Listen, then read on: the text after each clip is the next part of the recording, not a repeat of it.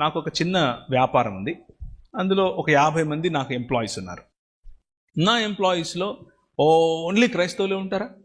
No, హిందువులు ఉన్నారు, బౌద్ధులు ఉన్నారు, ముస్లింలు ఉన్నారు, ఏ మతం చెందినోళ్ళు ఉన్నారు, మూగోళ్ళు, చెవిటోళ్ళు కూడా ఉన్నారు.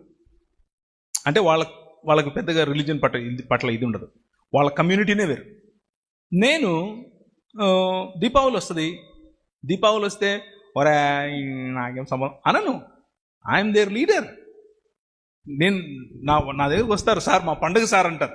నా వాట్సాప్లో హ్యాపీ దివాళీ అని పెడతారు, అందరూ పెడతారు. పెట్టినప్పుడు అందరిది అయిపోయిన తర్వాత ఆఖరిలో నేను ఒక చిన్న రైటప్ రాస్తాను. ద లైట్, వెలుగు అంటే ఏమిటి నా పర్స్పెక్టివ్లో రాస్తాను. నా పర్స్పెక్టివ్లో రాసి ఇటువంటి వెలుగు, నేను ఆబ్వియస్గా వెలుగు అనగానే యేసుప్రభు గురించి రాస్తాను కదా, తెలియదే ఉంది మీకు. ఆయన పేరు తీయకపోయినా ఆయన గురించే రాస్తాను.